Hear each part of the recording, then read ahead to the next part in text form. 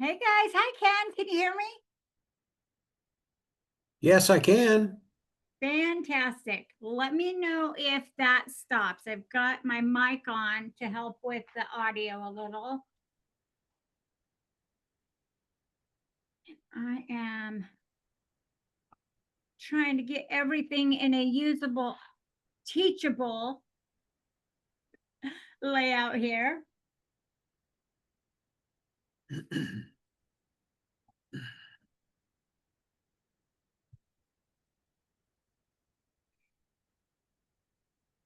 Zinnia, you're on the call. Yay! And is it Ashley? I love that spelling, Ashley.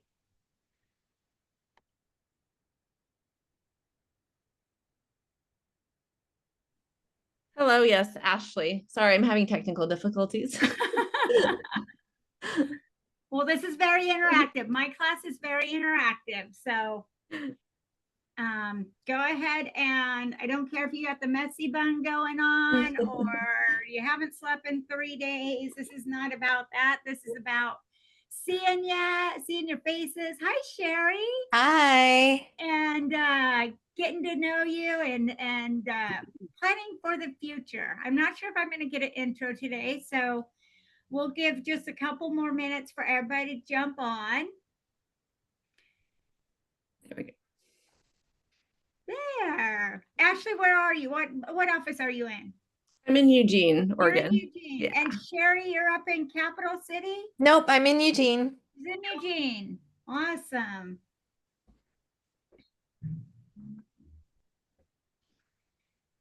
And Ken and Zinnia are in my market center in Southern Oregon, but they are not with me. Zinnia's in Roseburg and Ken's in Klamath Falls. So got a good group here.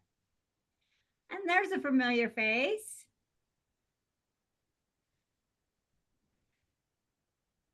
Hello.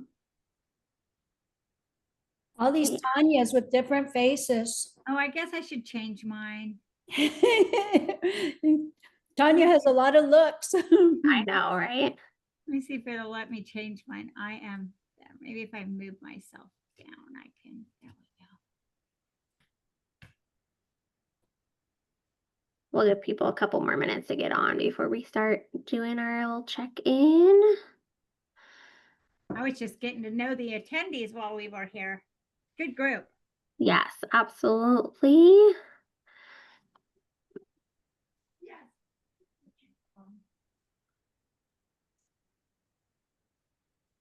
Mara, I went into command and looked at the seller's presentation, so I'm going to go that way. Awesome. Yeah, and I think you could probably take like each little blurb and make it its own like page. Yeah.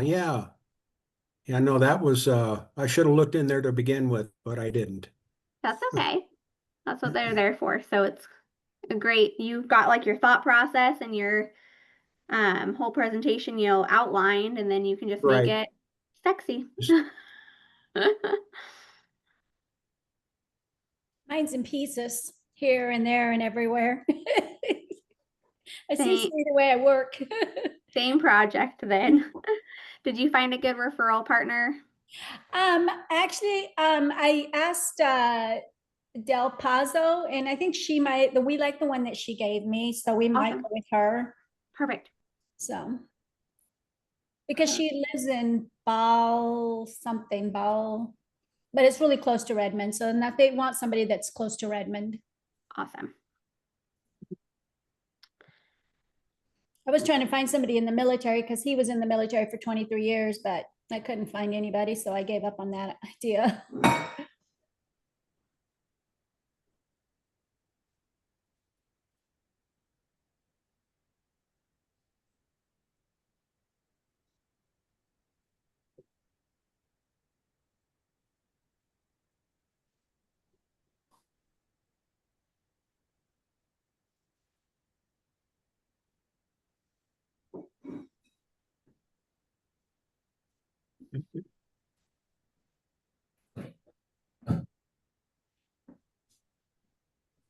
Okay. All right. Let's start with our accountability check-in. Sherry, you want to get us started? I had a couple open houses, one on Friday, one on Saturday, was the same house. Had a really good turnout on Saturday, Awesome. like 24 people. So, Nice. Wow, Really? great. yeah, I was surprised that many people came, Yeah, that's a great one. but it was a nice day, so. Yeah, that can make a big difference versus yesterday was kind of blistery and cold. Nasty. Awesome. Ken, I know we talked about your seller presentation you've been working on. Anything else you want to share? How are your contracts The going? buyer's presentation is going to be basically the same thing. I'll send you over a rough draft of it, but I'm going to also put that into a nice template. And then I went to check on my flyers today and there was nobody there, so I still don't have those. Hopefully in a day or two I'll get those. Yeah, they should come in. Perfect. Oh, Jane's joining us. Okay, On that Zinnia, what buyer about you? Oh, I'm sorry. On that buyer presentation and the seller's presentation, should we have some printed ones out? Or just? You can, or just have it mm. saved as a document that's easy to access whenever you're needing it. Kind of depends on how much you want to personalize it to the appointment or not. Some people don't, and they just have like that standard one they bring every other time. Sometimes we'll make like one of the pages a kind of name page of who you're meeting, and then you could print it as you needed it. So whatever works best for you. Okay. And I did that open house yesterday, but unfortunately not a soul showed up. Darn Oh. it. That one in know. Grants Pass. Yes. Bummer. Darn. All right, Caitlin. Hey, sorry, I had a doctor's appointment that ran long, so I'm okay. driving. But I did like my economic model, my GPS, my 411, all of those. I thought I sent them to you on Friday. I realized it was in my draft, so I just sent that over to you. Got 'em. But then I was also working on getting some more like pieces for the database. I think the addresses have been like the biggest pain point for me. So just reaching out to people for that as well. Awesome. Sometimes saying like, hey, I want to send you some of my new business cards can be like an easier open door to that address, because it's not something a lot of people are likely to say no to once you're like sending them something. Yeah, I feel like most of the time people are like, why? So that's a good Yeah. tip. I appreciate it. Absolutely. Jake? Hey, Mara. Just finished up my business plan. I know we kind of spoke about that a little bit, Yep. so got that underway and Awesome. did 2 open houses this weekend.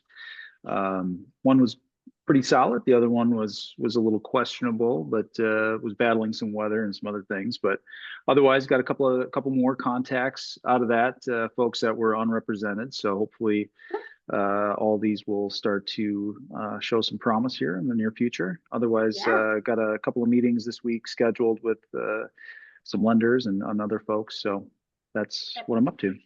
Awesome. Good job. Lily? Hello. Hey. I had an open house this past weekend that was really good, actually. It was Saturday, so it was like the day that the weather was like super nice. And it was the one that was across from Lori Derling's other listing, so it was easy to like push traffic back and forth between the two. Nice. But it was really good. Something that I kind of picked up on that might be helpful for other people who are newer or just starting to do open houses is like when like people come in and stuff and you're letting them look around and stuff, but asking them like if they have an agent that they're working with. I found more success in asking like, oh, what's your agent's name, instead of saying like, are you working with somebody? Because then if they weren't, they couldn't just say yeah. They had to like couldn't just come up with a random name. So Yep. that's something Okay. that I have noticed to be really helpful. But besides that, yeah, just sent you my business model and then I just kind of revised it based on the feedback you gave me. And yeah. Good job. Awesome. Joseph, how's everything going with you? Oh yeah, so far I've just been trying to like get as much stuff into my database as possible, and then I started like writing handwritten cards for everyone, and then I've just been trying to get like familiar with as many like things on Connect and Command as possible, like watching those videos. I haven't done my business plan yet, but I should start that. Perfect. Yeah. And I'll send you the link for the thanks Friendsgiving tomorrow too. Okay, thanks. You can see what's on there. Jane. Hello. Hey. Hi. I found I missed a lot of classes, so I'm wondering if you can email the link. And also because of the language issue, I found even for some classes I joined, but if I can get it to review it or listen to more than once, it really helped me. Yeah, absolutely. I send some your way. They're each like their own link. So if there's anyone specifically you're wanting first or to start with or anything, let me know too. Okay, I will email you. Thank you. Yes, absolutely. Okay. VM, who is that? Hey Mara, this is Vaibhav. Oh, perfect. Hey, how are you? Doing good. Had few open houses over the weekend. One was really good, busy, a nice property, and one was a little bit in the woods. So nobody showed up. Again, it was, yeah, bummer. But yeah, got to meet few new people. Again, I'll be following up with them. Good. And apart from that, I'm putting up the smart plans for the people that I have in my database. Just starting to send out those bi-weekly uh, newsletters kind of a thing. So just working on that right now. Just making sure the email IDs, everything is correct, getting validated. Good. Perfect. And then I want to welcome Ashley. I won't put her on the spot, but she is our newest family member in the Eugene Springfield office. And so this is kind of what we do in the beginning of each class, Ashley, just kind of check in about like accountability, never make anyone feel bad. But our goal is that you're aiming for about that 10 contacts a day, and then any other big milestones you want to share as well. And tracking it really helps because sometimes we don't give ourselves enough credit for the conversations we're actually having throughout our day naturally.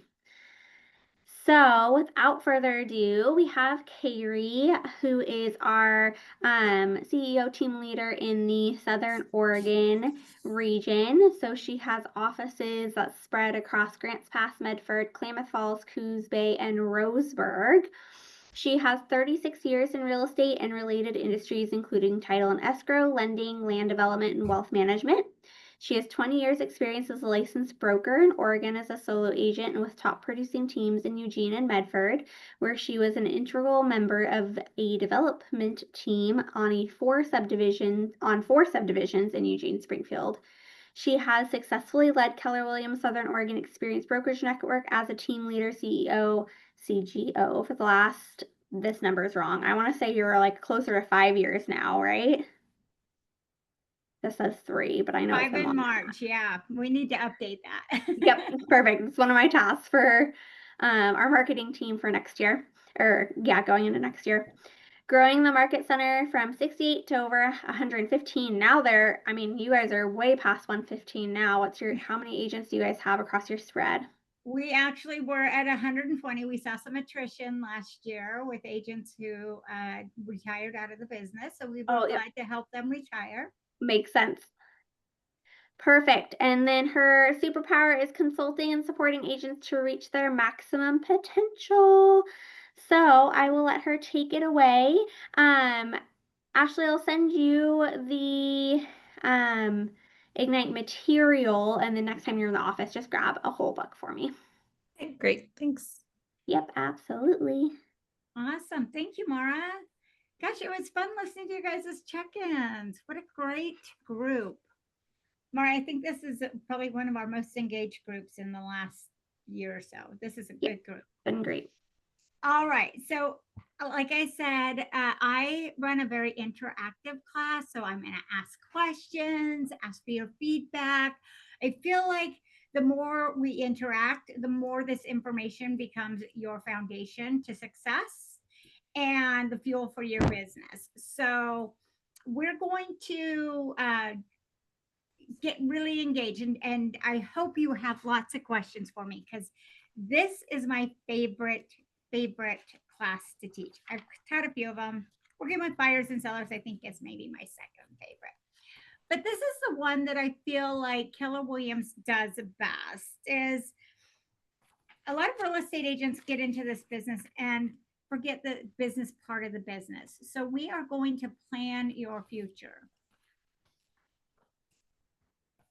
We're going to walk through setting your sights on a big future, having a smart money business, committing to the success system for life, and then real quick, we'll work through plan for learning and designing your future plan. So I'm going to read this one to you because I think this one is one of my favorite Gary Kellerisms. How you think matters. How you think in the beginning really matters. So what are your thoughts on this quote? What really stands out to you?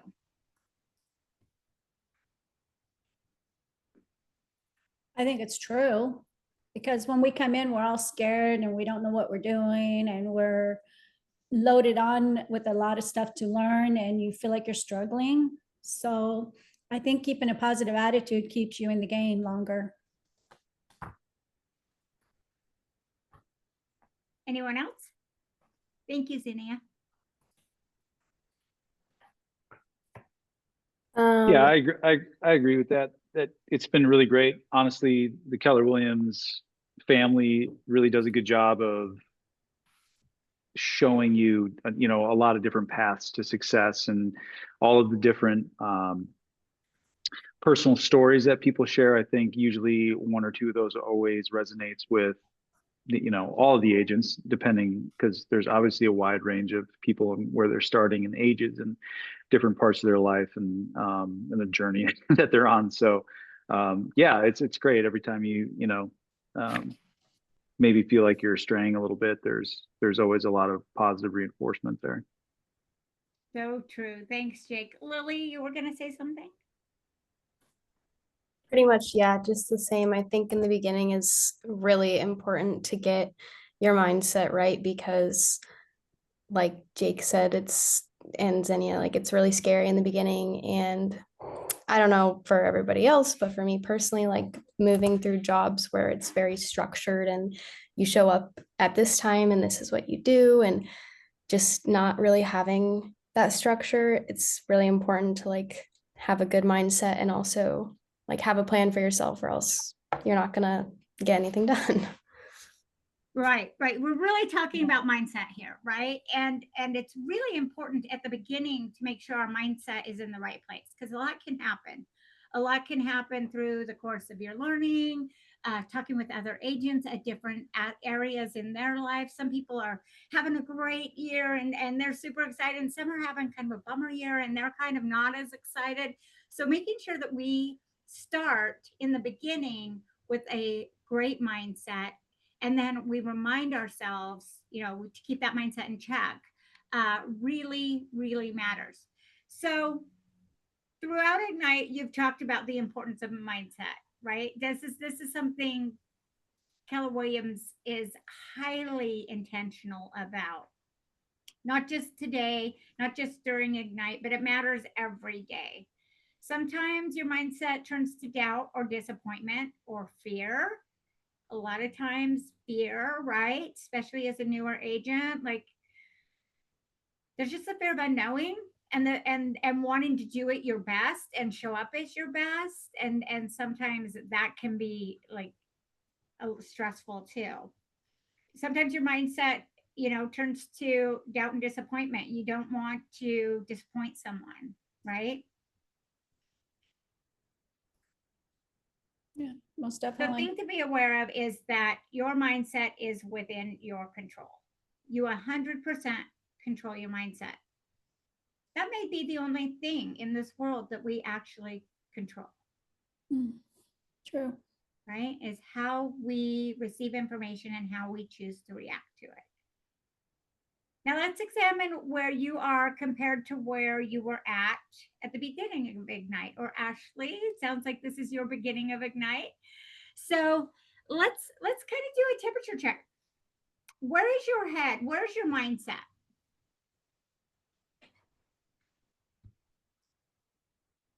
Are you talking to all of us? Yeah, these are not rhetorical questions. Okay. I think I've come a long ways. I have to say I'm surprised at how much I have learned. But you know, there's times to where I get up extremely early because that's just who I am. And I'm doing a lot of training, and it's really helped get out of the negatives of being scared, because I don't know if I can make it in this business. I have to say, I got let go by 2 agencies before I went to Keller Williams. So I felt like, oh my gosh, maybe I've made a mistake. You know, what have I done? I let go of everything I know, and I'm starting all over at an old age. And so that was a fear for me, because it's like, okay, I can do this. I can keep learning, and I love to learn. So that's the good thing, is I get up and I just read, and I'm listening to the Millionaires Club, and I'm listening to all these things on YouTube on my own, you know. And so for me, yeah, there's been some negatives, you know, mindsets that I have, like, oh, I'm scared. I don't know what I'm doing. You know, but at the same time, the next minute I find some stuff that I like, and I'm like, oh, I can do this. Oh, I like that. And then I think all the Keller Williams, I'm really impressed with their training. It's awesome. It's amazing that they want us to succeed. I think they believe in us more than we believe in ourselves in the beginning. Thank you, Sania. Anyone else? Even if you're new, like, it's a good place to create your baseline. Anybody not in a good mindset? This is a great time to reframe that. Anyone feeling anxious or nervous, fearful? I think, I mean, I'm coming up on my 2nd month in, and it's definitely teaching me a lot about patience, because I think real estate is this like really exciting opportunity to, like, you know, get into a new career and really do well. And it seems a lot easier than it actually is. But I think, like how Zinnia was saying, like, Keller Williams specifically is very supportive, and I haven't been at any other brokerages, so I don't know, like, the comparison, but I think it's kind of hard to accept that nobody's gonna come save you in this job. And even though there is a lot of support, like within like our market centers and even just like the Ignite training and stuff, like, you really have to keep pushing forward in order to, like, do well. And like Xenia had said, like, some days, like, I'll have an open house that nobody comes by, and I'm like, this is not gonna work. Like, I just get very discouraged. But then I'll have one that's really great and really successful, and I'll meet a lot of people, and then I'm like, okay, this is gonna work. So yeah. Thank you for sharing. At 2 months in, or at 6 months, or at 9 months in, you really can't compare your business to somebody else's business, right? We get into this business because we know it can be profitable, right? And we are often looking at successful real estate agents going, yes, I want what they have. And like Lily said, it looks easy, right? They get to do all the fun stuff. They're showing up at events, they're doing great videos and walkthroughs, they're on social media, another closing. But the work that goes into making that successful, like Lily said, Lily made some great points. It really does come back to your motivation and your purpose, right? And there's a ton of support and a ton of guidance to get you where you're going. But at the end of the day, it's up to you to wake up every morning and say, I'm going to do the next thing, right? I'm going to show up today. I'm going to show up at a high level. The last thing I do every day is figure out what I'm going to do the next day. So when I wake up, I know which direction to go. And as the time goes by, it's becoming a lot easier. I'm sure that, like everybody else, it was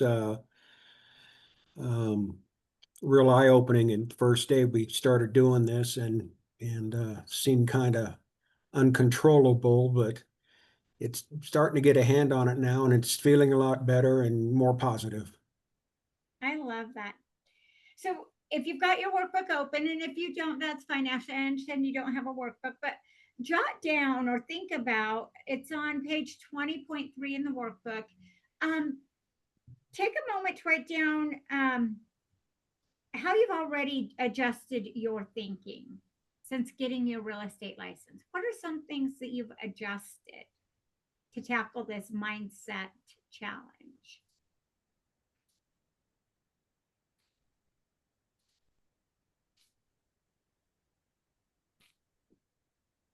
Some of you might use affirmations, right? Wake up in the morning and read your affirmations. Some of you might, this is me for sure. I actually have to say, hey, that's a limiting belief. That's a limiting thought. I'm not going to think that anymore, right? Instead of saying I can't, say I can. You have to walk, learn how to walk before you run, right? Sometimes I have to remind myself that.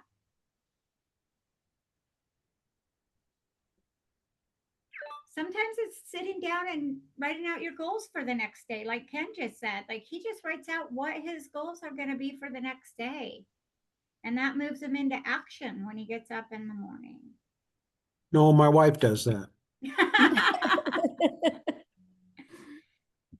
I know a lot of you have Mara as your accountability partner, right? She's a great person to say, hey, I'm struggling in this area. Like, what can I do to have a breakthrough here? And calling people is good. It produces business, right? And sometimes just getting on the phone. You don't want to make those cold calls or those lead gen calls. You're feeling nervous, but sometimes if you just call somebody that you know you're going to have a great conversation with before you make the rest of the calls, just kind of fixes your mindset. It puts you into a great headspace to make the rest of those calls. Would anybody else like to have anything different or like to share theirs? One thing I learned years ago is, actually my wife suggested it, but the one thing that you don't want to do that day is the one you do first. Get it out of the way. Then it's not hanging over you all day long. If that's eating that frog. Eat that frog. Do it first. Eat that. Yeah. They wrote a book on that. Eat that frog.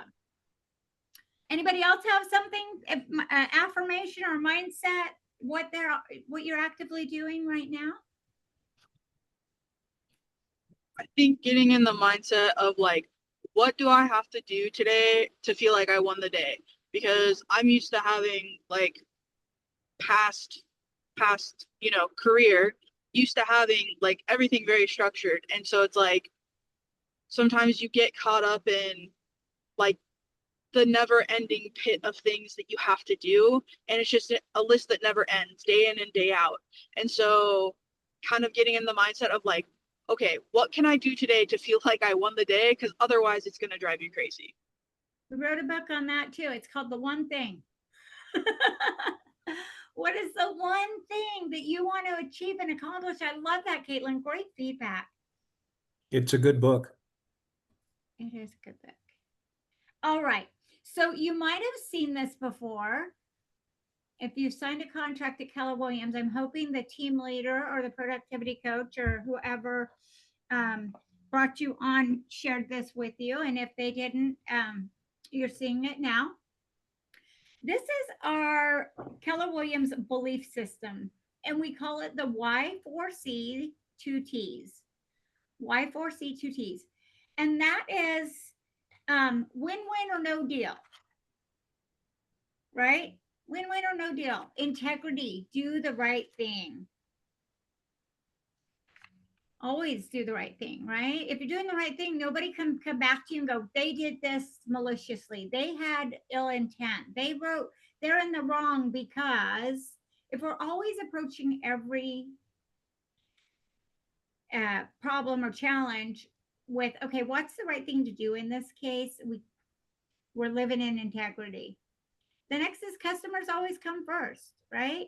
You have a fiduciary responsibility to your customer. Your customer is the buyer or the seller or the investor. And for us as a leadership team, our customer is you, the real estate agent, right? Customer always comes first. Commitment in all things. Commitment in all things is showing up, right? 100% to see it through to the end and create success. That's commitment in all things. My favorite one, especially agent to agent relationships, is communication. Seek first to understand, right? This is one that Keller Williams agents excel at because the other offices don't teach this one. And they'll sometimes be on the end of the phone call and you'll have an agent going, why did you show my house at 8 o'clock in the morning? Right?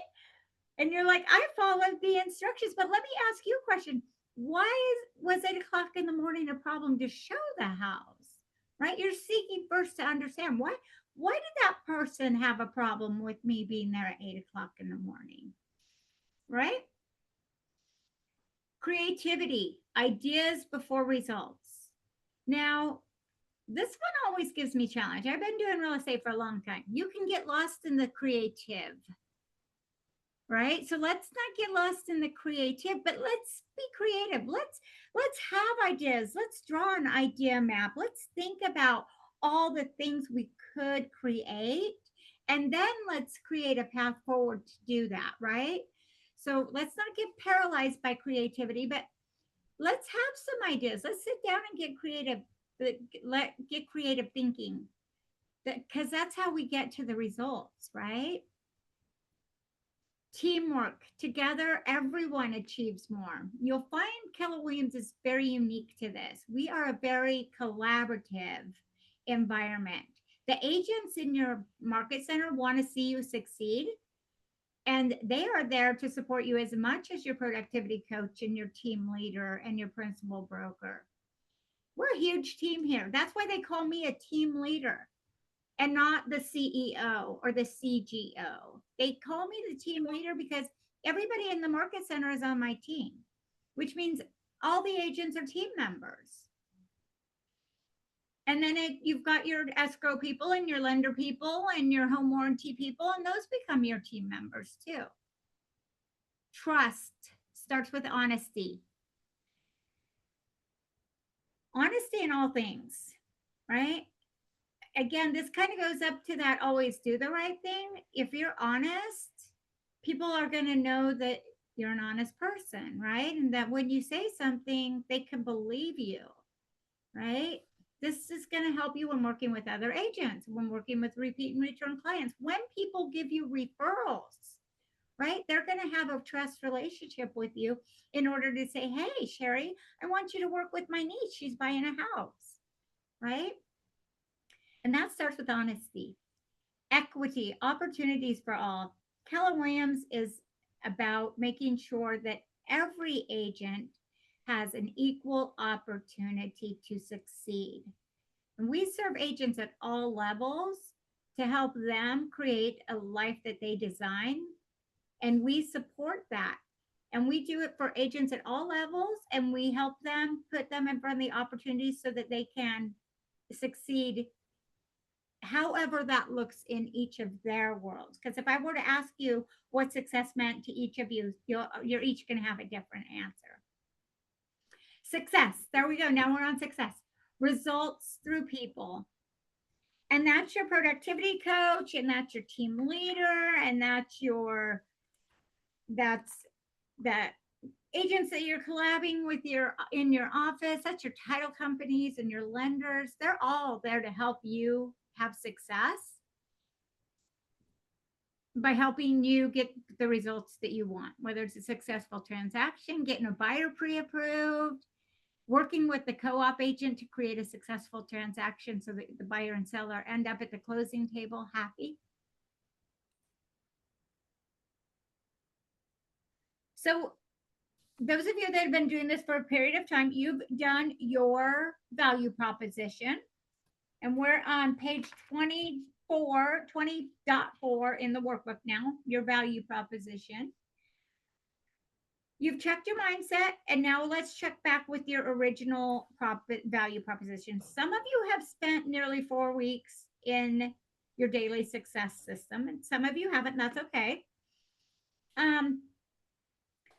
Others are working on this. So turn back, if you can, if you've got your participants guide, to page 4.12 in session 4.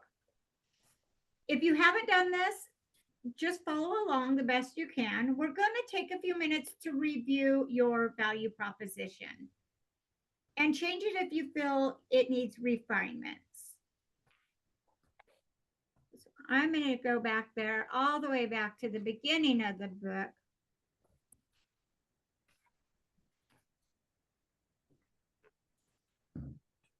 And take a look as well. So when you built out your value statement, your value proposition statement, if you've done it already, you wrote out a client benefit,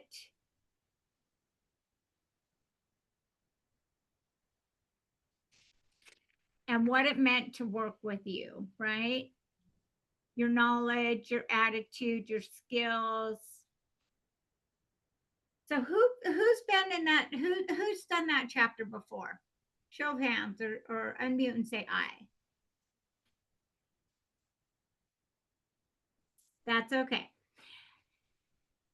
If you were to have a value proposition today, what might your value proposition be? What might be, if I was going to work with you and you were going to be my agent, what would that value proposition be for me?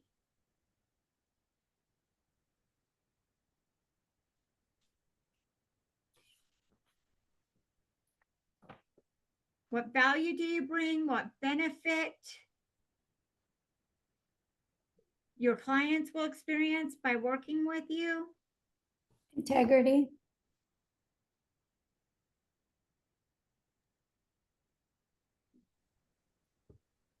Would you feel comfortable sharing your value proposition with your clients? Yes. You should. If you know what it is, right? And some of us don't know what it is yet, and that's perfectly okay. So some of us are refining it, and that's fantastic.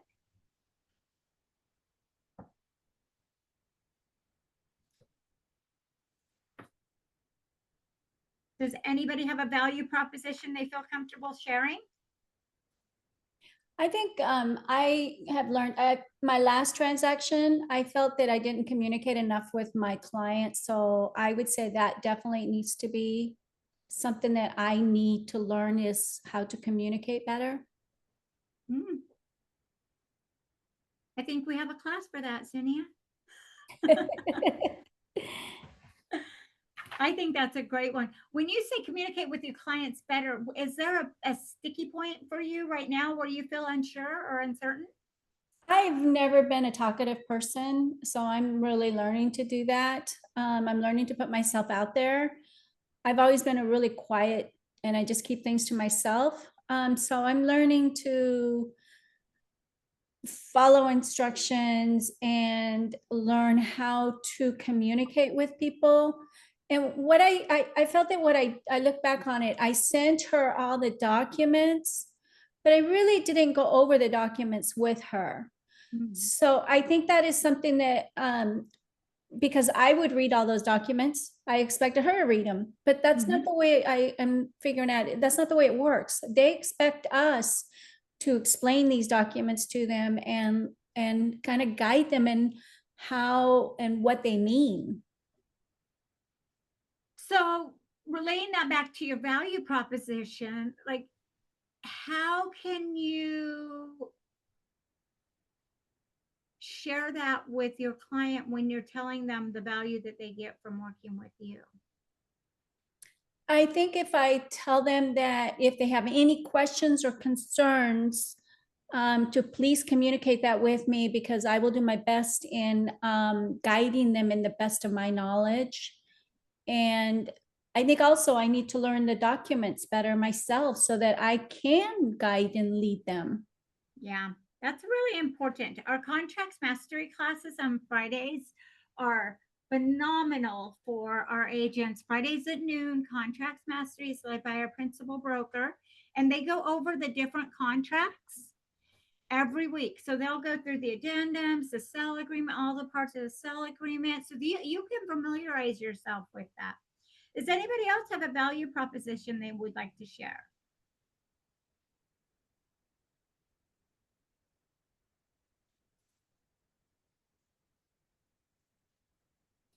I think also making sure your client knows that you have time for them. That's a good thing to have in your value proposition too, right? The support they'll get from you, what level, how that looks, right? How does that look when you work with me? All right. I recommend getting familiar with your value proposition, and I recommend reminding your clients frequently just through the course of the transaction what that is. I used to work with an agent who always would say things like, the client on the other side wants this, this, and this. I've already done the research for you. These are the things that the contract says. This is what you've already agreed to per the contract. What would you like to do? And it always went back to the value proposition of, I am here to guide you. You are here to make the final decision so that we can create success together. All right. Revisit your big life. Woo! Your big life. This is in page 116 of the workbook. Your big life. Did anybody do this one yet? I know some of you are starting kind of halfway through and working through it. So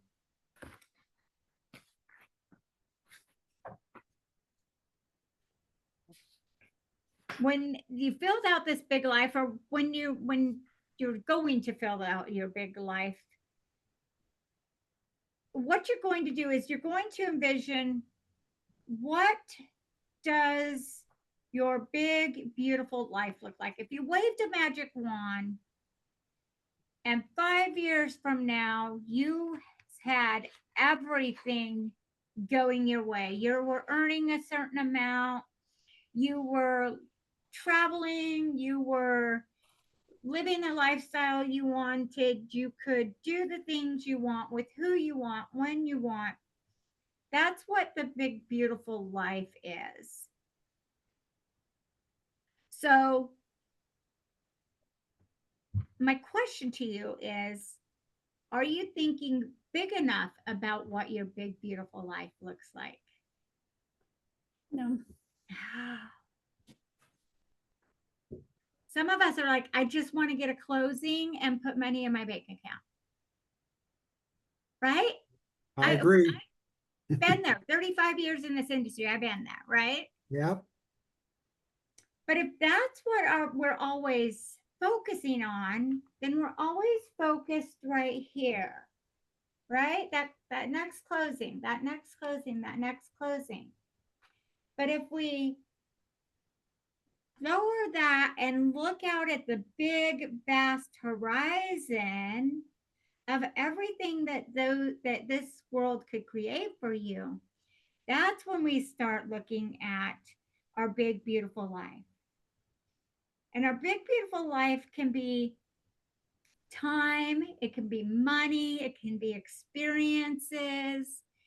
We really need to look at that, at why are we doing the transaction, the transaction, the transaction? What is this going to get me? What do I want it to get me? Right? Financial freedom, fantastic. What does that look like? The ability to retire without having to clock in on a 9 to 5, great. What does that give you? Right? So we need to ask ourselves and go deeper to what is that big, beautiful life? In order to have a big life, you must envision yourself.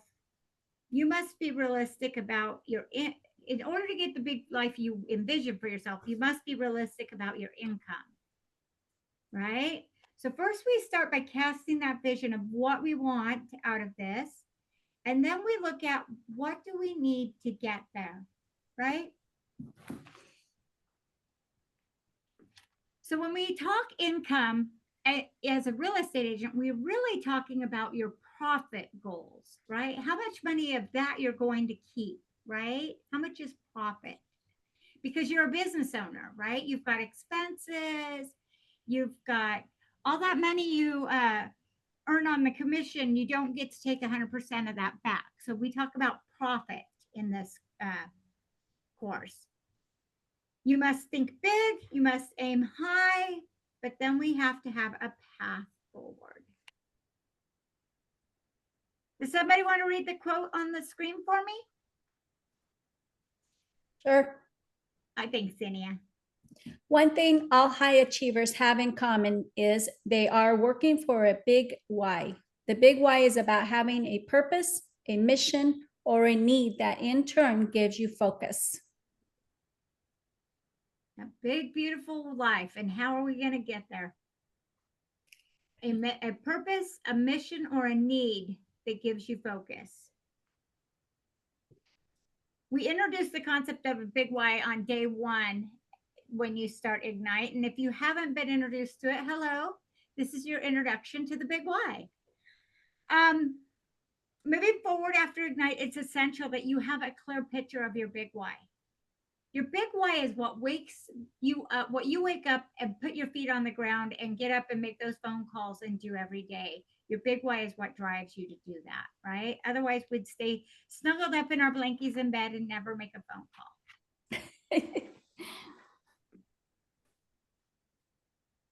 So let's dig in a little more. Your big why is big. Remember, it's that horizon, it's that goal, it's what you want to accomplish. It's important to you. It does not have to be important to me. It's what's important to you, right? We're going to be on page 20.5 of your workbook.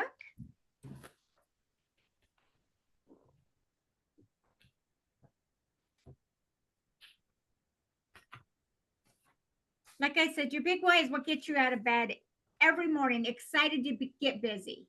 It's like, oh my gosh, a big why on the 28th of November might be, I get to go to a closing and sign closing documents with my buyer. What if you had that feeling every day when you woke up and every day felt like it was going to be closing day? Could you create a big why that caused that feeling in your heart? It's the ultimate turbocharger. And it's always present, even if you haven't thought about it. Your big why can be really big. Some people have really big whys, right? They want to travel to Europe. They've got plans. They've already bought the plane tickets to ensure that they're going to do it. Some of them want to create a legacy for their children and their children's children's children. Or it can be a smaller big why. Maybe your big why today is just to get out of debt, right? And then maybe once you've accomplished that, then your big why may to be to start saving or investing, right? So everybody's big why is going to be different. It could be a big why or a small big why. It's just what drives you, right? If I don't get up and make the phone calls today, I will never achieve this, my big why. So in your participants guides, you can answer these questions and then write out your big why for yourself. You're going to get clear what matters to you and write it down. So, what topics or causes are most important to you? Is there a cause that's close to your heart, or is there a subject that's really matters to you? It's really important to you? My favorite. What gives you energy and fuels you? What makes you smile when you think about it? What gives you energy?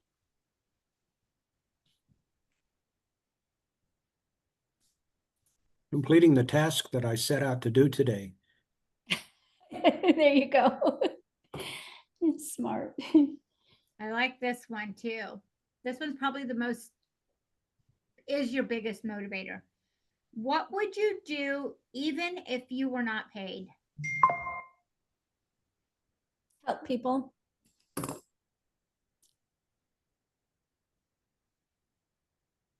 And what do you envision for yourself in your future?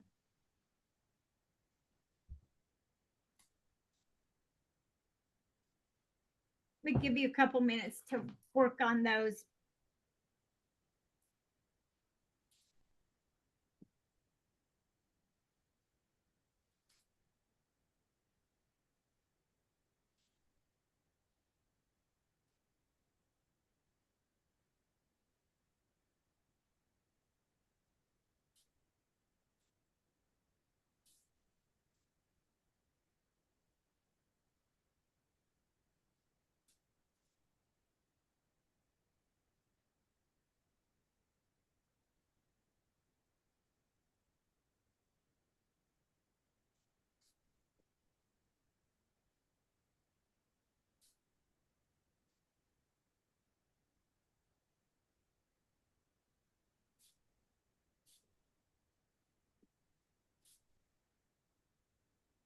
Are you coming up with a good big why?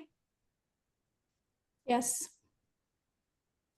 In order to have a big life, we must all have a big why. Our big why powers our big life, right? That big horizon, that big thing we want to accomplish. Our big why is what's going to get us there. It's what's going to move the needle every day to get us there. A great aspect of the big why is it helps you say yes to what's important and no to things that aren't part of your big why. If you're middle child like me, no is a hard thing for you to live with. You don't like to tell people no. You don't like to hear the word no. But your big why really helps you stay focused on the things that are moving you towards your big, beautiful life.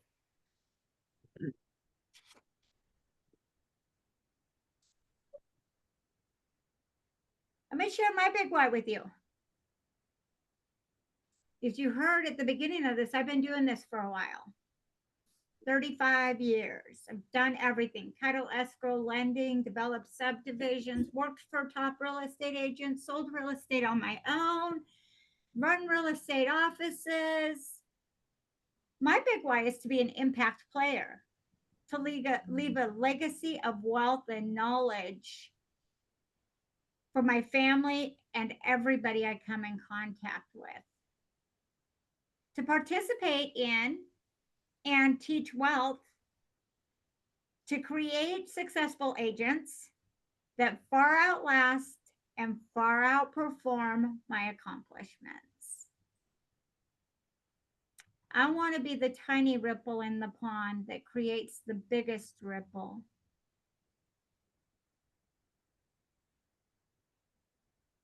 And every day I make sure to do something that makes the ripple.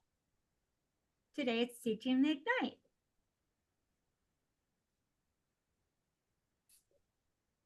Now that you've had a little time to work on that, would anybody like to share their aha?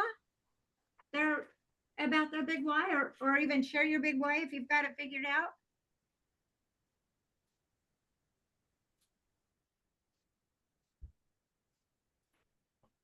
I'll share some. All right. Like what topics or causes are most important to you? I have my husband's name, Rick, my son's name, William, and my daughter, Hallie. And then I have St. Jude Hospital, Shriners, and adopting children. Then for me, I have going to Costa Rica and buying a home. And then I have buying a home for my sister here in America. And then what gives me energy and makes me feel good is eating healthy and exercising. But also, I teach gymnastics to 5-year-old kids. And when they get a certain structured training that I'm giving them, when they get it, they get so excited and they're so happy. They're hollering, I did it, I did it, I got it. So to me, that's awesome because I'm in there exercising with them and teaching them and showing them how to move their body and use their bodies. And so it's pretty cool. I love that. I love it. That is why we show up and do what we do for our agents every day too. Because when you guys get it and you jump up and down, you get your first commission check, or you overcome your big challenge in a contract and you're like, this is what the problem was, and this is what I told them to do, and we're moving forward to close. Like, we celebrate those moments with you, just like you do with those 5-year-old gymnastics. We absolutely love that. Anybody else would like to share their big why?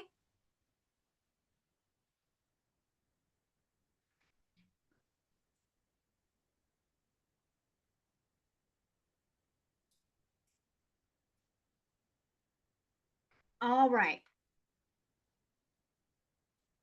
Who loves accounting? Good. You don't have to be an accountant to be a real estate agent. But keeping your business in order is something you need to do, right? You need to at least have a little bit of knowledge about this, or somebody's going to take advantage of you. So we start the day out with the importance of running a smart money business.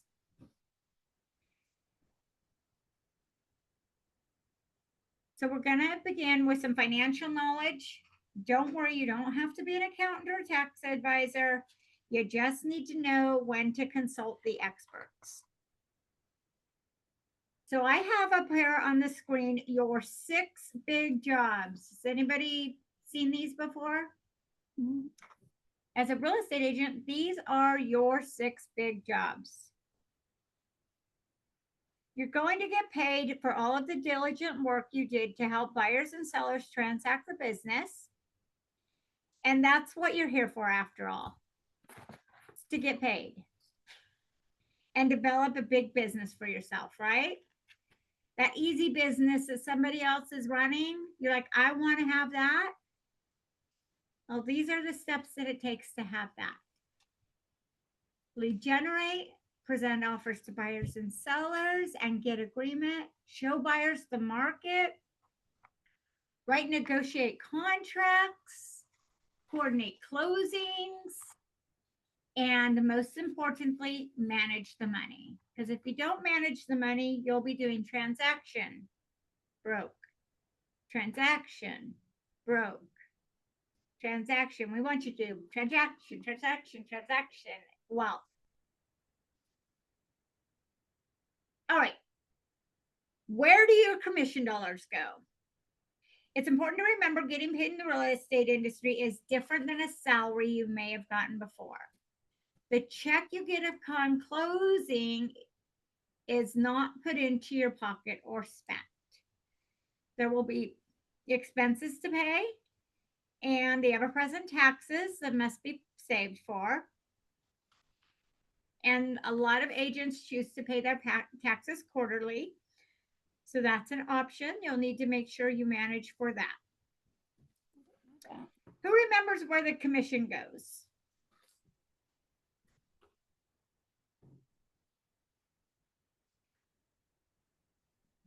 $50% goes to the co-op agent. So typically you're only seeing, in this day and age, you're only seeing your commission, but as a listing agent, historically, we would write a contract where you would know the buyer's agent commission and the selling agent commission. So it was a 50-50 split. Now you're negotiating your commission on both sides, whether you represent the seller or the buyer. So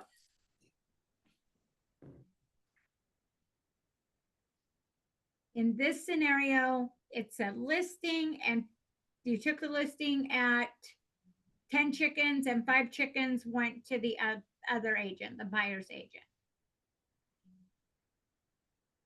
About a third of that goes to your market center to cover your cap or company dollar, any franchise and royalty fees, and any additional fees. Roughly another third goes back into your business to cover operating expenses such as signs, your phone bill, gas. An operating expense is anything that happens whether or not you close a deal, right? So your MLS dues and fees, those are operating expenses. And anything else that you need to conduct and grow your business. Finally, you get your share. That's a lot different than thinking you're getting that whole commission, isn't it? Yep. That's okay. It's important that we start a habit right now to always put money away for your taxes first. And there are many stories of highly successful agents who didn't have that habit and ended up paying huge tax bills. So like I said, this is why Keller Williams has this conversation with you as a new agent now. Too many brokerages I've been at, I've seen great agents that were broke agents because they didn't learn this lesson. Is that done through Keller Williams or that's something we have to do on our own? What's that? The taxes. You pay your own taxes. You're an independent contractor. Okay, but I was just wondering if they will take a certain amount out for taxes. Nope. Okay, that's what I wanted to know. Yeah, nope, we do not. Talking about money can be uncomfortable. And it's time for us to get comfortable with it. This is a safe place. I know a lot of cultures and families and family construct, we don't talk about money a lot. And so it can be awkward to talk about money. We're not going to get into the details of your money, but we're going to talk money in a broad sense. So on page 20.8 of your workbook, you should see the outlines of this activity. So look at the example. There are 2 different scenarios of a closed transaction closed by solo broker Jessica Campbell, where her share of the commission is $9,000. So the little house underneath it shows the sold commission, $9,000. It's in your workbook as well. Go ahead and look at the 2 scenarios, either on the screen or in your workbook. And I have some questions for you. Just remember, we're all learning here. This is a safe space. This is the reason why I do this class. Because I understand everybody's level of understanding of how commission works. This is a question for everybody. This is not a rhetorical question. I want you to drop your answer in the chat for those of you that are off screen. I got my chat open so I can see. Is the $9,000 commission Jessica received, is that profit, income, or revenue? Is that profit or income? The 9,000's income. I see, I've got 2 answers. I see more than 2 people on the call.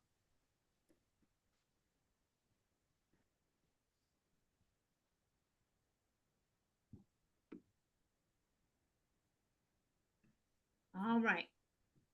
It's income.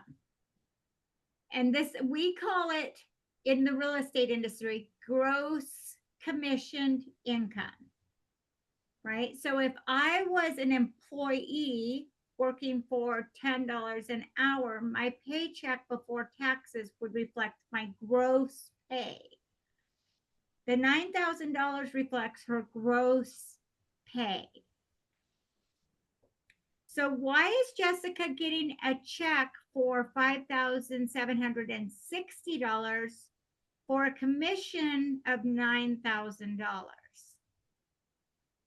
Probably had referral fees or the cap or some things like that.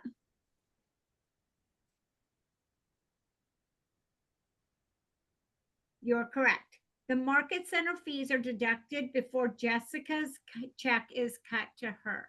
So if she hadn't capped yet, there would be the royalty and the cap or split with the market center, right? So you're splitting your royalty comes off, the check comes over from escrow, you're splitting your royalty and any referrals come off of that.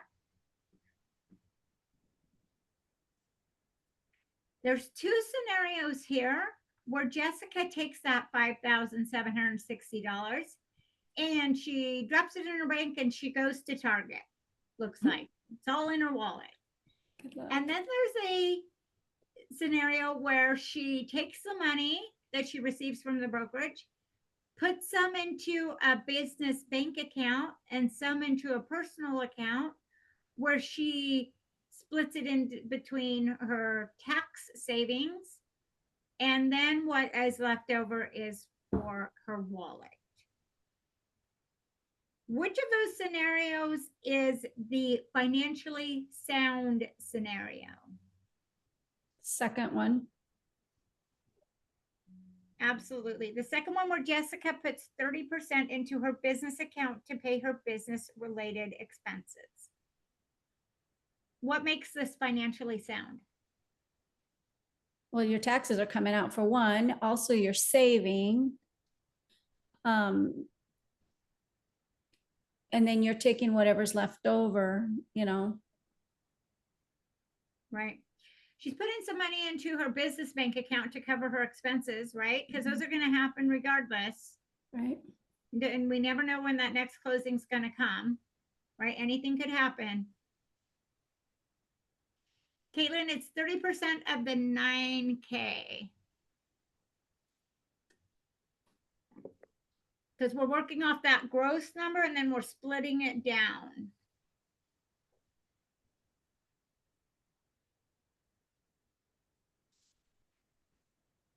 Jessica's saving 40% in this scenario for her income taxes. Smart. This may be a high number, but if you're using a CPA or a bookkeeper to file your taxes, there's going to be additional monies on that. And you'd rather have more money in that account to cover your taxes than not enough, right? And it's because we don't take money out for your taxes. You want to make sure you're saving for that. Most agents receive little or no guidance on how to handle any of their commission checks and end up in scenario one. I can tell you for a fact, I ended up in scenario one for my first 9 transactions. And then I went, oh, I'm broke. Not just broke, brokety broke. I had a really cute purse, a new top, some great shoes. But my MLS fees were due and I didn't have a check to write it. And I couldn't go show a house because I couldn't get on the MLS to see what I needed to do to go show the house. In order to stay in business, you need to cover your expenses. In order to make money, you need to stay in business. So incorporate these financially sound business practices into your business from the start with every transaction you close. It may feel like you're sticking a lot of weight on transaction 1 and 2, But by transaction 9, it's going to feel comfortable. You're going to see more money in that Jessica wallet section where you can be planning the trip or the shoes or the cute handbag. Now that we have a clear understanding of the importance of being financially sound, let me ask you, what is the purpose of business? Make money. To make money, I guess. It's the profit part of it, right? Profit. We want to make money. We're all here to make money. No shame in this game. I know why you're here. It's why I've been here for 35 years. We want to make money. Gary Keller says, money is good for the good it can do. What good will you have your money create for you?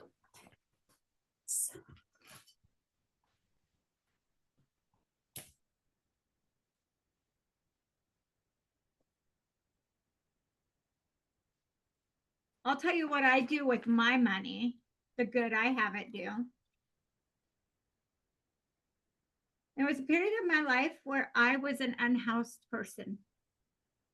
I was what they said called couch surfing. I was staying with friends. Then I go stay with those friends. I would stay with those friends. And I met a lot of people that were homeless people. And what I found is that nothing felt better than a hot shower or fresh, new, fluffy white socks when that's your living situation. So this time of year, I go to Fred Meyer and I fill 3 shopping carts full of socks. And I take them down to my youth shelter. And I give those kids clean, fluffy socks. Because that's what I needed when I was in that situation.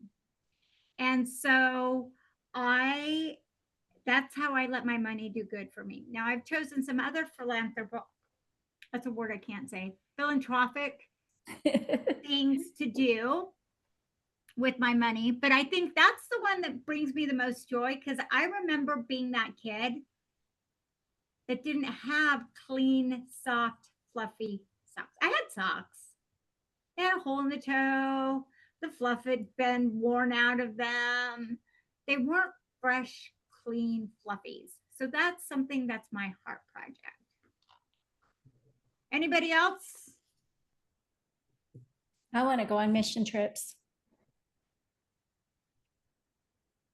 Anybody else got some idea? Thank you, Zinnia, for playing all in today. What's the good you want to have your money do? I wanted to go into mental health, behavioral health. I was a director for a nonprofit for the last few years, and that's where my heart is. Even though like the nonprofit industry is having a lot of budget cuts, I think that it's still really needed. And so substance use, underhoused youth, youth who are struggling with, mental health, anything like that. Maybe you can start by supporting that like you said, they're having budget cuts. Maybe you can find a way to help support them. Sherry, I saw you unmute. I want to give to Hearts for Hospice. I volunteer there, and Hearts for Hospice donates to all the local hospice organizations in the area. So I want to be able to give back and maybe have like a scholarship at some point for someone trying to get into that end of life care field. I love that. I think that's my next goal. I just think end of life care is the most fascinating thing. Anyone else have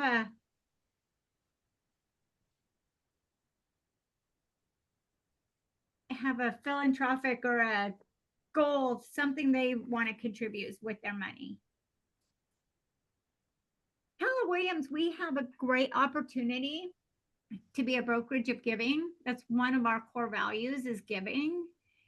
And at Keller Williams, we have Keller Cares that we can give towards, and that fund helps our Keller Williams agents, their families, when they come into tough times.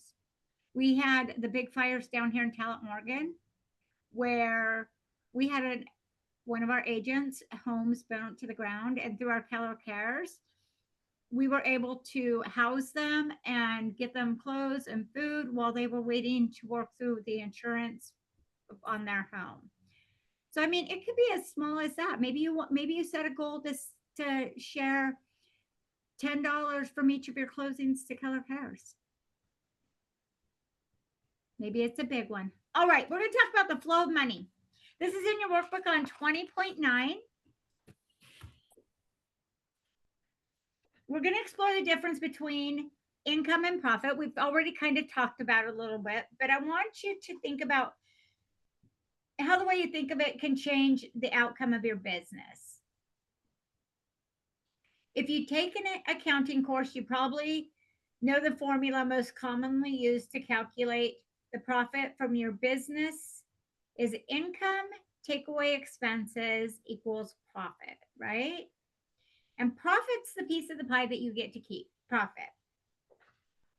Income is what comes in, that great big $12,000 commission check. Expenses is what goes out, MLS fees, your splits with your company, referral fees, gas, insurance, right? Profit is what's left. While the formula to calculate profit is important, it's not the model we use to set and track profit goals each month, quarter, year. Instead, we ask ourselves the following questions.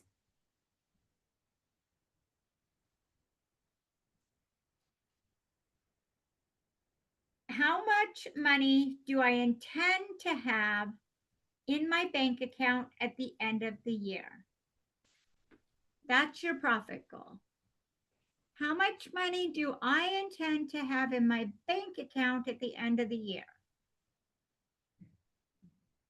Then we ask, how many homes do I need to sell in order to achieve my profit goal?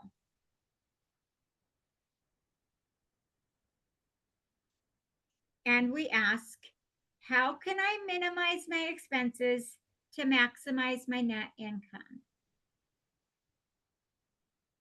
Thinking of it this way keeps us focused on profit rather than income, right?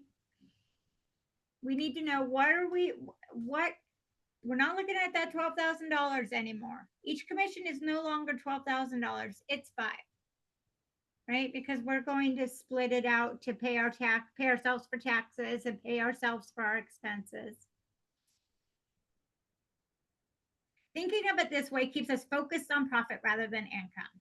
So we're clear, where does your real estate income come from?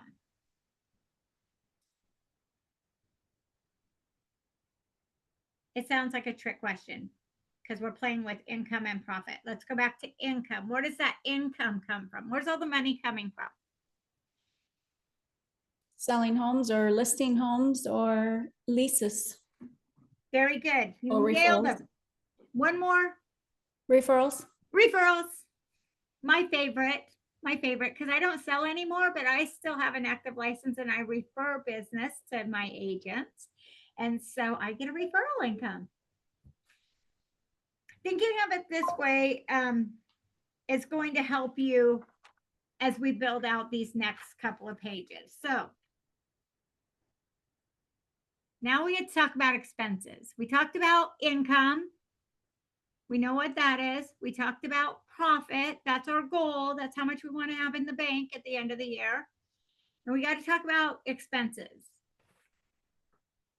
So we talk about expenses under two different lenses: the cost of sale and the operating expenses. Cost of sale only happens when you have a transaction. It's commission based. If I earn a commission, what will I have to pay? If I don't earn a commission, I won't need to pay these things. So cost of sale would be your commission split with the market center. That's a cost of sale. Your royalty fees, that's a cost of sale, only happens if you close an escrow, right? You don't have to pay us unless you close an escrow. You don't have to pay those things. Commission splits paid to an employee. So if you had a transaction coordinator that was doing your paperwork for you and you paid them upon closing only, that would be a cost of sale. And any independent contractors involved in sales. So say you pay a home warranty every time your client closes escrow, you buy a home warranty as part of their closing gift. That's a cost of sale, right? That's going to come out of your commission only if you close the escrow. And then of course, referral fees. Operating expenses happen whether or not you close a deal, right? Every month you're going to get an invoice for this thing. It is an operating expense. If you have an office to rent, your office rent, your car payment, your phone, if you're hired somebody to do your marketing for you, administrative staff, if you are paying a transaction coordinator just for your personal business and they're doing everything from lists from CMA setup to helping you close the transaction in command. Insurance happens whether or not you close a deal. Like I said, marketing and advertising, equipment and supplies, and your education, right? Your ongoing education. As a realtor, you always want to be educating yourself. This is how you stay in the business long term. It's important to understand the cost of being in business with the market center. The cost of sale is your company dollar royalty and referral fees owed to referring partners. The company dollar agents pay is determined on each market center. Your royalty is capped at $3,000. And in our Experience Brokerage Network, our market center cap is, does anybody know? I think it's 12,000. 12,000, yes, ma'am. When you have no transactions, there are no cost of sales, but there are always operating expenses. All right. Page 20.9 in your workbook is the flow of money. So, best practices. We gained clarity on your big why. This is what we're going to be doing some of this, I guess. In your participant guide, you see a checklist of best practices to having a smart money business. This list is a great way to put yourself on a path that will ensure your financial well-being. You may be able to check off the first item on this list, given your experience and now determining your big why, right? We can mark that off. Is that on this? There we go. 20.9. Oh yeah, it's on the second half of the page.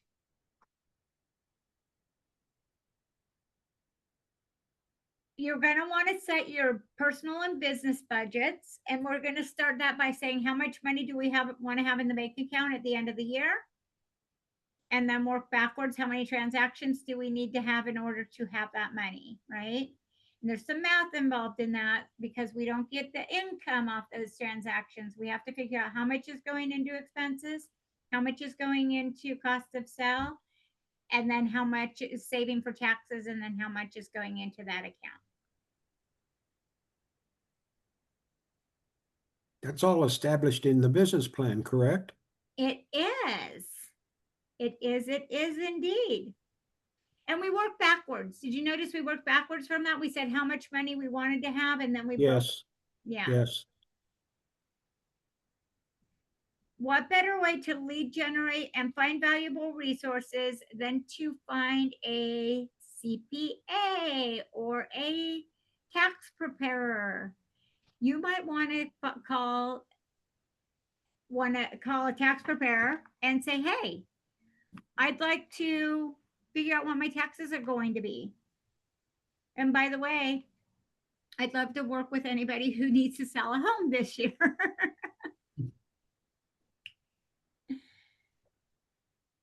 It's a great opportunity to remind anybody that you work with on the financial side of your business that you're in real estate as well.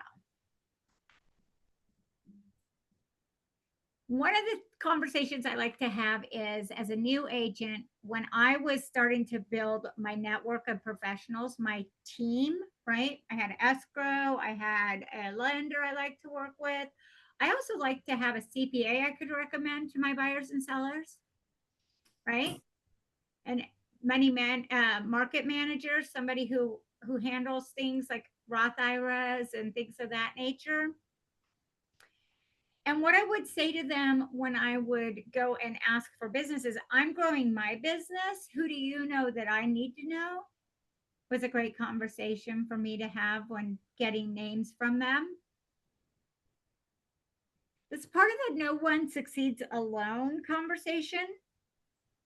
The best power partners and mentors are the people that know more than you do and they're willing to help. Can't be an expert at everything. Cannot. All right. Who wants more success in their career? Me. Yay! This is where we get pumped up again. We gotta get some energy to finish strong. Think and act your wage, and think and act the wage you want before you earn it. Think and act the wage you want before you earn it. Average is as average does. Good is as good does, and great is as great does. What you do is who you become. What are your thoughts on that quote? It's big.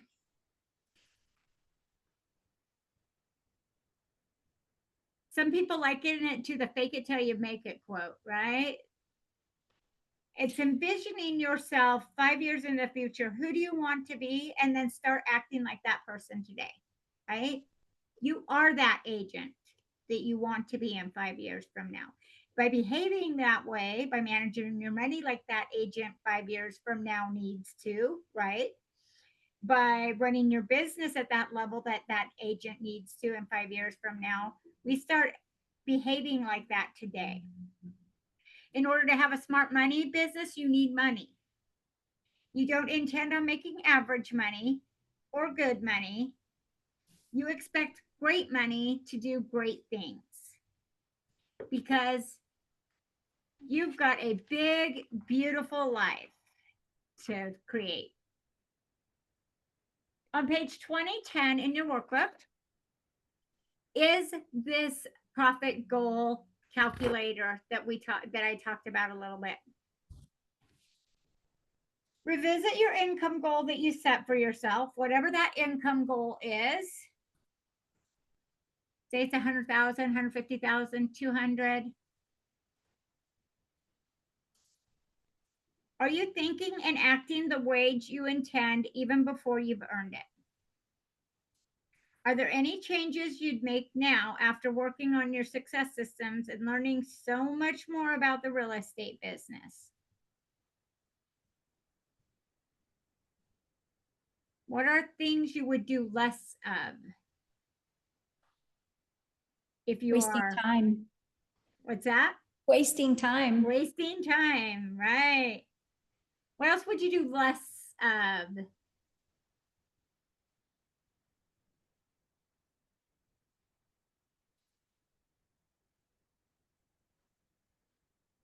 Five years from now, you're producing close your eyes for a minute. 5 years from now, you're that agent. You're the agent that you got into this business to be. You're closing deals, you're working with people, you're putting money in your bank account regularly. What are you saying no to?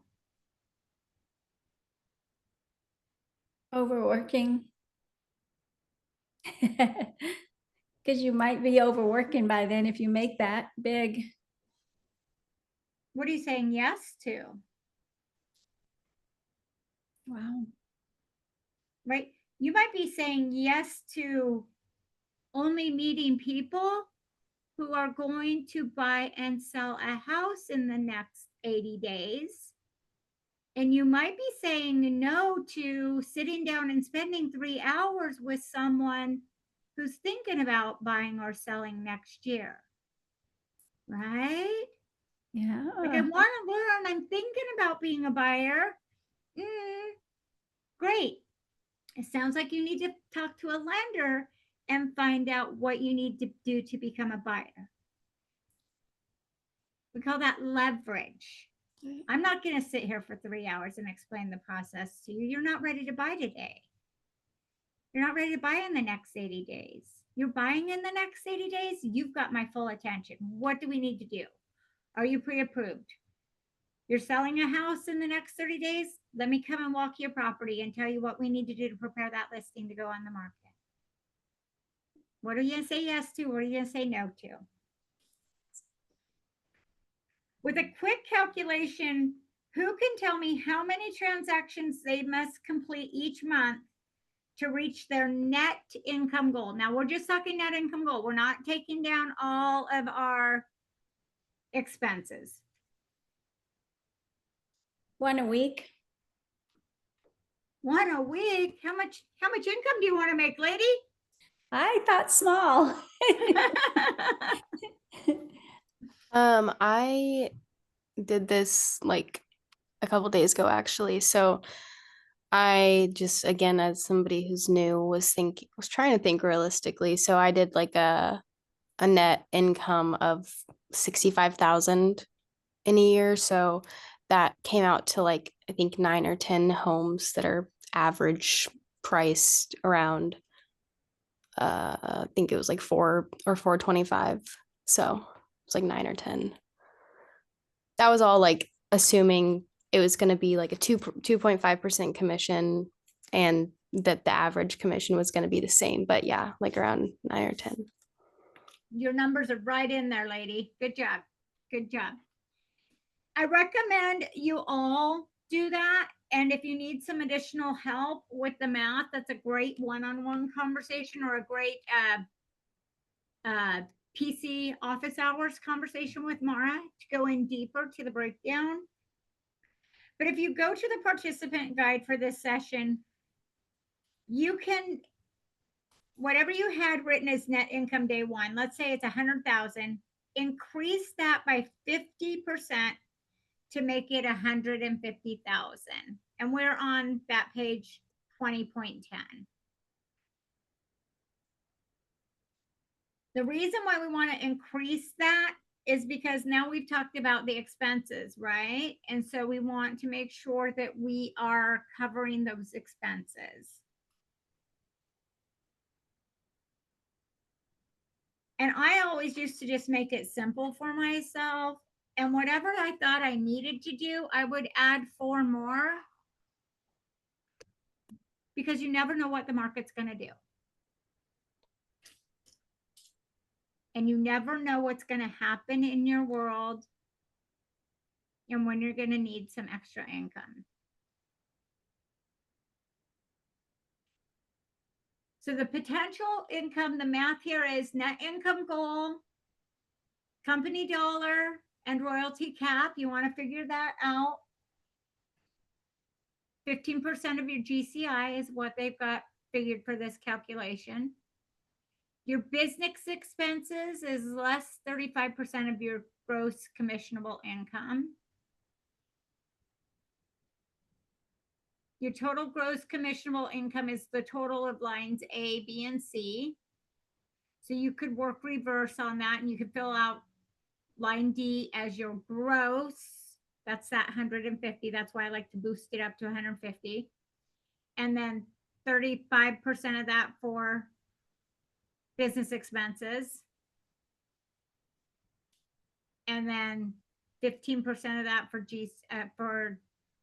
GCI for company dollar and royalty. And that should give you your net income goal. Your average commission, and in Southern Oregon, our average commissions varies from property to property. You could get in Klamath Falls, I think the average income in Klamath Falls is about 8,000. Average commission income in Medford on one side is about 8. Coos Bay is about 6,500. So know what your average commission is. You would take your median sales price, whatever that is for you, and multiply it by the number of transactions you plan on doing in a year. And then dividing that by the number of transactions.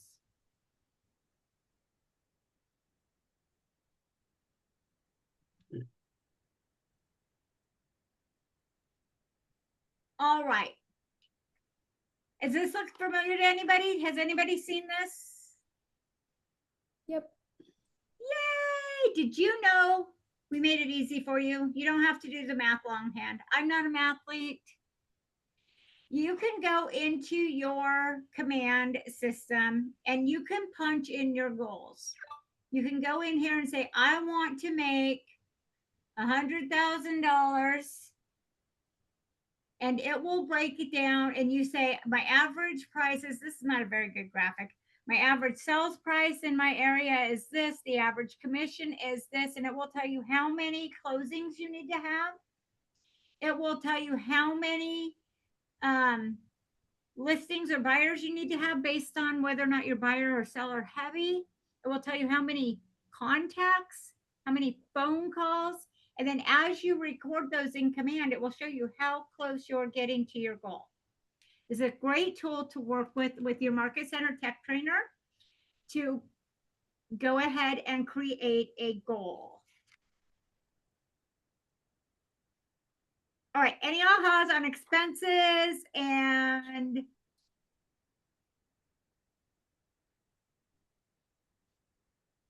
cost of sale and expenses? I have something that just about like that I've created that's really easy to make for yourself. Like if you're not, I mean, if you need to like hire like a CPA or somebody, like if you're just doing a lot of sales in a year, that's probably the better route to go. But I made like an Excel document where I can go in and I can put like if like a closed deal, I've like done the formula input, so I can just put in like my commission and then it'll automatically like give me a number for like after all my splits and then after like the 30% for taxes and stuff. And so like if you were to open like an LLC for yourself, it would give you like the amount that you could be like paid for like your salary. And so that's like super helpful and something that if you're familiar with Excel, you can make pretty quickly and use. I love that. It's a good idea. All right.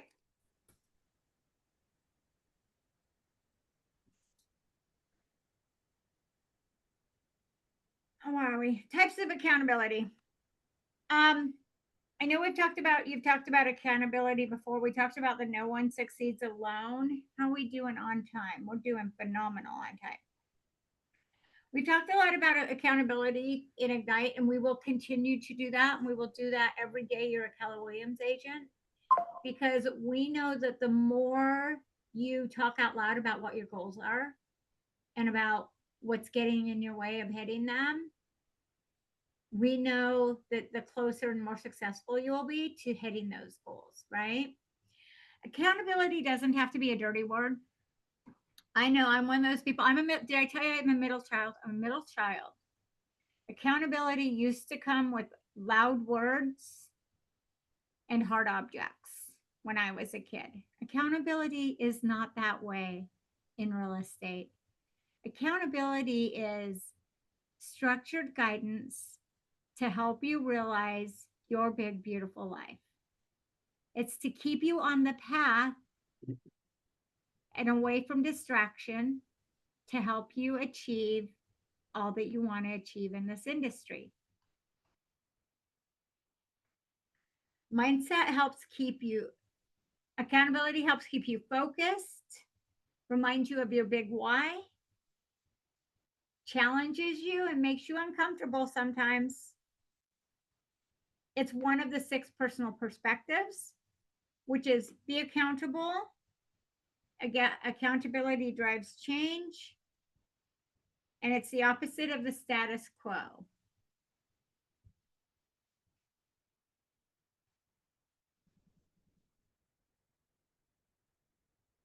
There we go.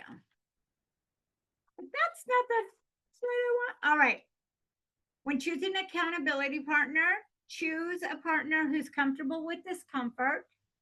Accountability isn't always comfortable, but your partner needs to be willing to ask you the hard questions, right? You've had Mara, I'm sure if you've ever had a call with Mara, Mara's asked you like to think about the next thing, right? You may think you can't afford a coach, but every agent I know who has a coach of some sort, not a mentor, an actual coach, someone who's actually holding them accountable, all the top agents have someone who's doing this in their world. You guys have Mara as your productivity coach. She's the person who's doing this in your world right now.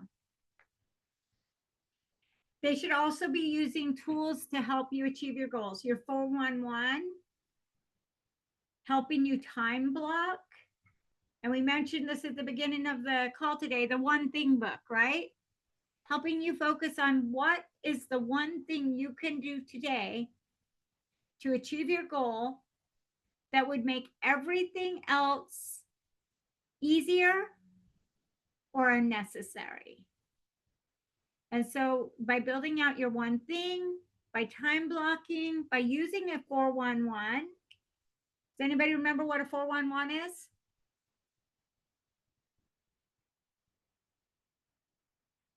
It's your month goal broken down into 4 weeks and your one thing every week to hit that goal, right? Or your additional things.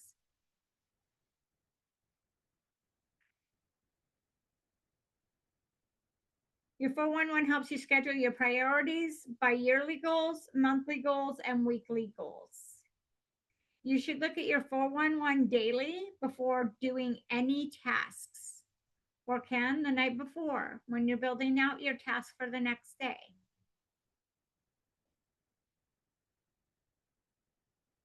Time blocking. I helped an agent time block the other day. We built out her perfect week. If she could have a perfect Monday through Friday, what would she be doing from 8 o'clock in the morning? Well, we started at 7. From 7 o'clock in the morning to 8 o'clock in the morning. What would she be doing from 8 o'clock in the morning to 9 o'clock in the morning? Throughout the day until 7 o'clock at night. We built in times for meditation and exercise. We built in lead gen time. We built in time to feed the cat. We built in time to just meditate and not be entrenched in real estate. And it just started with a spreadsheet that was Monday through Friday, 7 o'clock in the morning to 7 o'clock at night with half-hour intervals. And we just blocked out her perfect week. And that allowed for her to have 3 hours of lead gen time in the morning that she could commit to.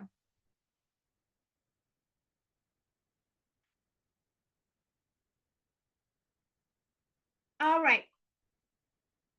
Plan for learning. Learning doesn't stop after Ignite. And if you're in the middle of Ignite, congratulations. There's lots of learning, but there's lots of learning outside of Ignite too. We talked about the Contracts Mastery class on Friday to help get you more used to seeing and knowing what's in each parts of those contracts. We talked about the 6 personal perspectives. That's covered through Ignite. The 80-20 principle, self-mastery, moving from E to P, entrepreneurial to purposeful, being learning-based, removing limiting beliefs, and being accountable are all part of the 6 personal perspectives.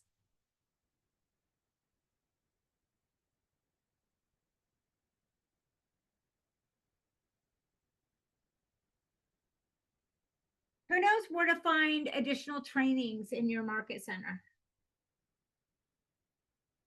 There are 4 primary places.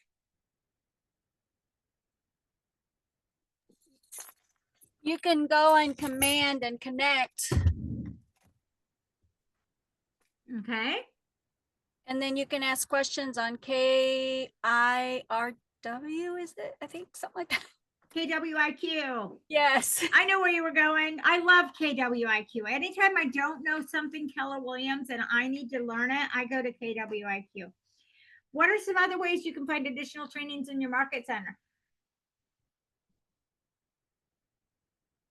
We work really hard to get this information out to you. Your MCTT works really hard to create something to help you do this. The calendar. Calendar. Where might you find that calendar? Share the document. Shared documents. It also comes out in the weekly Market Center email every Monday, right? Along with flyers for the classes that are happening that week. It's also available on your Facebook page, your Market Center Facebook page, along with flyers for each of the classes that are coming up this week. At the beginning of the month, Experience Brokerage Network sends an email out with all of the big classes that are happening at the regional or network level. Something you might want to travel to, like when Bold was in Eugene, we knew about it down in Southern Oregon that it was happening in Eugene because it was in that monthly XBN email. Experiencebrokerage.com is also a place you could go to find classes in advance. We talked about the calendar, and if you're close to your market center, there is a calendar in the training room that has the upcoming classes and events.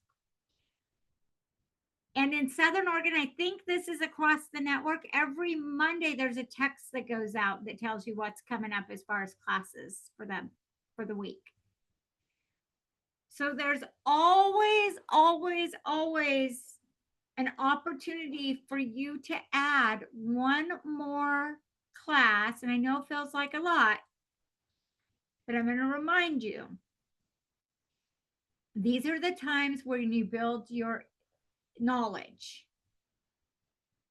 You build up your knowledge foundation right now, because when you get busy in your real estate business, you're going to start building your experience foundation. And you want that knowledge foundation for all of the experiences you're going to have in real estate. You want to be able to go, oh, that's right, I need this addendum because we got this on the property. Or, oh, I should be talking to my client like this about this contract. Because I just sat in a class with the principal brokers and they said, this is an issue that's coming up over and over.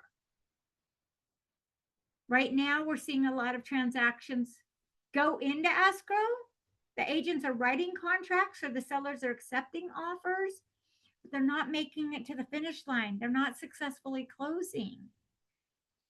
And so you might want to attend a class in the next couple of weeks about how to keep your deals together, right? How to make sure that once you go through all that hard work to get an offer and an acceptance, you can make it all the way to the finish line. Our principal brokers are going to be doing a class on that. If our top agents are feeling it, our new agents are definitely going to be coming up against those challenges. So I encourage you to not only do the Ignite classes, but to pick 1 or 2 classes a month to help build your knowledge base so that when you start building your skill base, you've got some of that knowledge to fall back on. The other thing that's great about that knowledge base is when you go sit down in front of a buyer or a seller, a lot of times we feel kind of uncomfortable because we don't have a ton of experience, right? It's like, oh, I don't have 10 years of experience and I'm going to sit down in front of this buyer or this seller and I have to tell them why they should choose me. All of that education Keller Williams has given you is just as good as days on the job doing with experience. because we give you real life situations and real life formulas and real life solutions. All right. Learning-based courses, we kind of touched on these 6 personal perspectives. Bold just happened.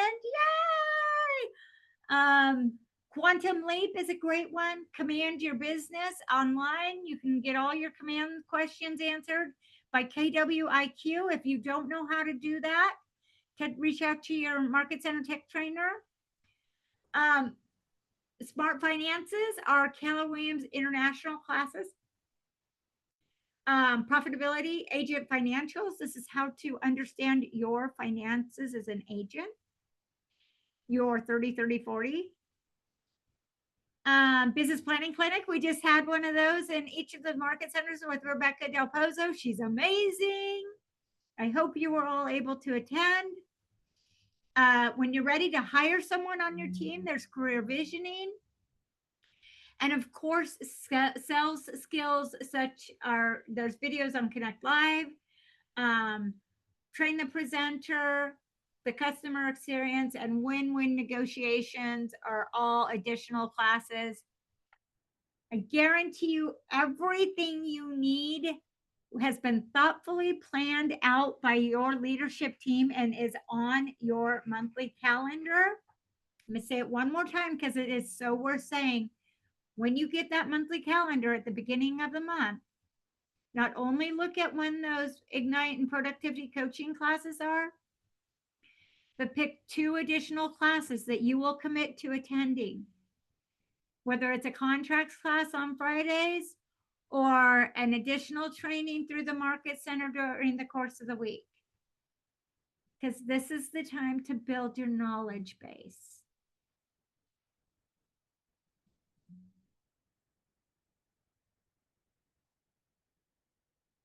All right. Oh, this one's important. This is our mission at Keller Williams. Our mission is to build careers worth having, businesses worth owning, lives worth living, experiences worth giving, and legacies worth leaving. It's our job as your leadership team to help you live your life. Go experience, go have that big, beautiful life that we just envisioned. Create a legacy to leave behind. Ignite has shown you a path, and we're here to help you get there.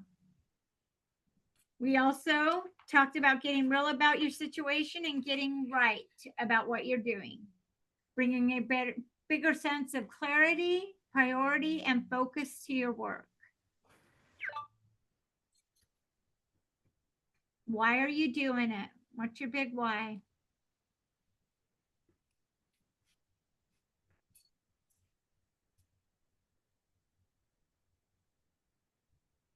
All right. We went through your value proposition. We talked about your big why. We touched on your profit goal. You know what that is. We'll work on your number of transactions to hit that profit goal. If you're still not sure how to get there with that number, let Mara or myself know, or your team leader in your market center. If you're not in my market center in the South, we will help you get that number dialed in. We talked about the smart database on a command where you can go in and set your goal and work backwards, and it will show you how many phone calls you actually need to make, and it will track that along every time you log a call or a phone, a text or email in command. And if you don't have the command app on your phone, I recommend getting that and making all of your calls and your texts through the command app on your phone, because I don't have to do double work. If I make a call from my command app, when I hang up from that phone call, it's going to say, do I want to log this in my command? And I'm going to say yes. And it's going to give me opportunity to write a note about what the call was about or the text. And it's going that tracker, it's going to track that tracker for me. So it's going to be accurate about how many calls I'm making in order to set an appointment, how many appointments I'm setting in order to get the listing or get the contract. And it's going to show me as I'm working towards my goal in command. We talked about a smart money business, making sure that we understand our gross commissionable income, cost of sales, and cost of business, right? We talked about keeping money aside for taxes. And identifying an accountability partner. Accountability partner could be anyone on this call in your PC program. It can be another agent in your market center. It can be your PC coach. Should be your PC coach right now. She should be regularly checking in on your business. And we talked about the value of learning. Does anybody have any questions for me?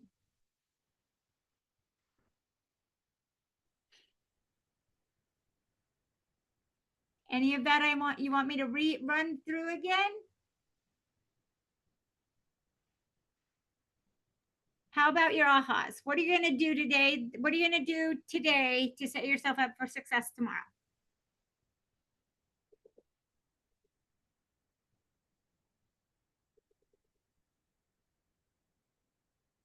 It's okay. I can wait. I have 12 brothers and sisters. Love it. I have 9.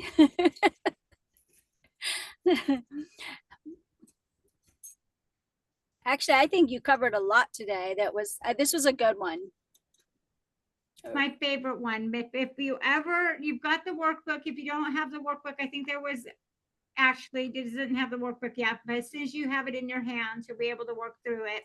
If you have any questions at all, Mara is available to answer your questions. Any ahas? Anything that was like, oh, I didn't know that, or